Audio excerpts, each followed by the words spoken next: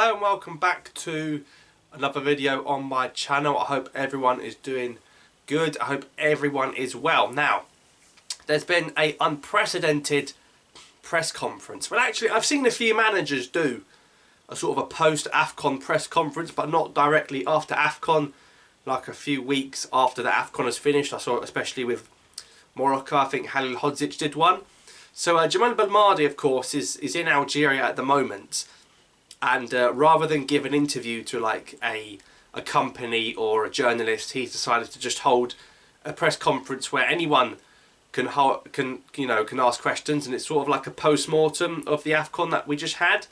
And Belmadi spoke about a few points. So today we're going to go through those points and sort of dissect what Belmadi has said, sort of read in between the lines and see what we can make of it. So basically, Belmadi spoke about a few things, and let's start off with the AFCON where we went out early. Of course, Belmadi spoke about the fact that the game against Gambia got cancelled, but then he said we beat Ghana anyway, and that looked good.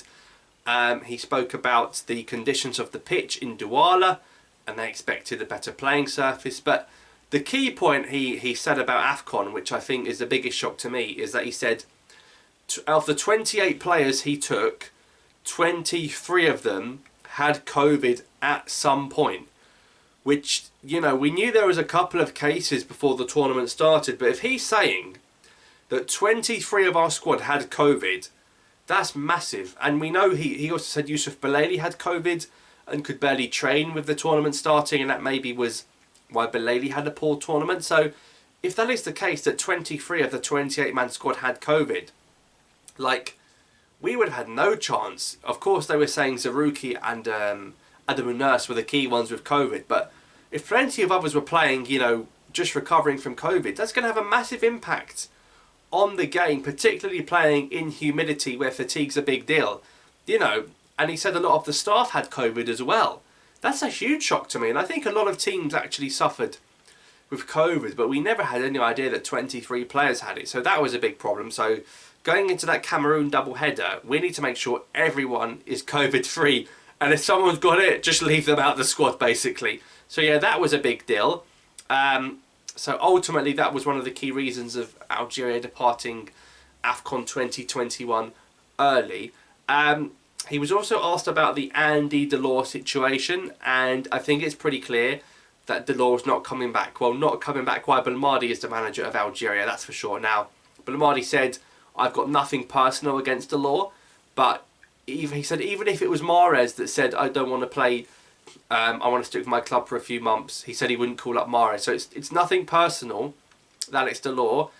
He just said like the values and the morality, the values of playing for Algeria go above anything else. It doesn't matter who you are. He said even if you're Mahrez, it doesn't matter. So I think we can conclude that that Delort, Andy Delort won't be coming, which means it's going to be Slimani, Bounedjah, maybe Benyetou maybe coming into these games for Cameroon. So there's going to be no Andy Delort. I don't know how you guys feel about no Delort. Like, I'm disappointed, but I can understand why.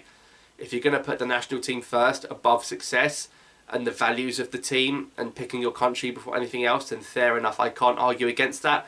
But from a footballing quality-wise, and you look at Delort's goals this season, it's a shame that we haven't got someone up top, because he would bring out the best in Mahrez, in Belali as well. So, looks like Delort's not coming for the Cameroon games. So that was another key thing Belmadi spoke about. And even about sort of the other players, the sort of the binationals, the likes of your Ait-Nouris, your Michael Olise's. Belmadi was asked about binationals, and he basically said contact has been made with all of them.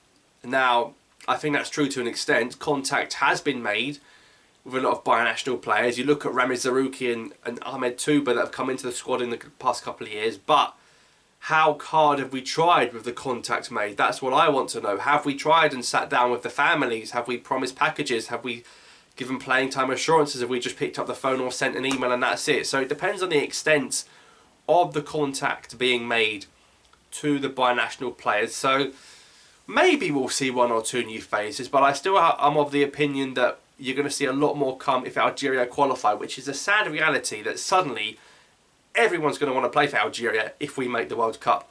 rather than trying to help us get there. Problem is, you look at the other countries, Cameroon trying to get Elanga from Man United, Mali looking at Decore, Kanate and Dembele, Congo looking at Nkunku. All we're looking at is the mirror, because I haven't seen any new faces. I've seen players linked, but everyone else is strengthening. And you saw at AFCON, if we don't strengthen our team as well, we're going to get left behind. So that was another key point from the Belmadi press conference. So we'll wait and see. We seem to be keeping it under the wraps as to whether or not any new players are coming. There's always rumours. There's always sort of murmurs and whispers of players coming, but we have to see if they come in time. Of course, you've got to get the paperwork, the S12 form, the S2s they call it, the green form, the Algerian passport. Plenty of logistical nightmares needed to get these players on board. And of course, you know, the main talking point was these massive 2 games against Cameroon coming up. Belmadi has spoken about a sort of a pre-training camp that might take place in Guinea to get the players ready for the conditions, but I'm a bit confused because we've already played 3 games there, literally in that stadium. We should be well aware of what it's like. But Belmadi did say that these are the 2 biggest games of his career, and you know, he said that qualifying for this World Cup would be bigger than the AFCON win in Egypt in 2019. Do you agree that making it to this World Cup would be a bigger achievement than winning AFCON? Well, you know, that's quite detrimental towards AFCON, but I can understand the magnitude of the task.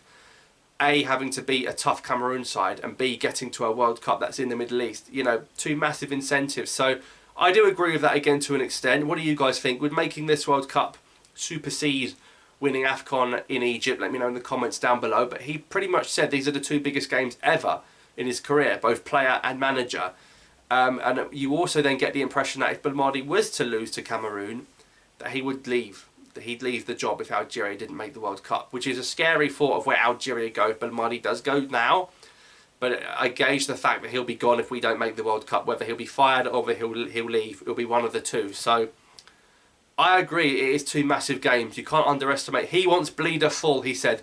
He wants hundreds of thousands of people in Bleeder because that atmosphere is going to be huge. We haven't played a home game for ages. It's going to be probably 5-6 months since like the Burkina game. This is massive.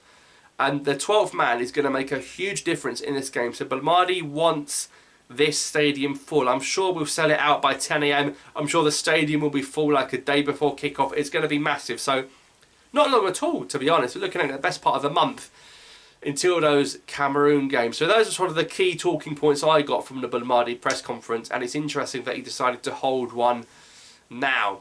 So let me know your thoughts on what Belmadi said in the comments down below. And yes, good to see the manager speak out. Obviously, he's definitely, if he's in Algeria, he's definitely preparing things, talking to players, getting the admin side of things ready. So it's good to see that there's a lot of hard, serious, concentrated work going into these World Cup qualifiers. Because whatever happens, we need no regrets. So let me know your thoughts down below in the comments on the Belmadi press conference.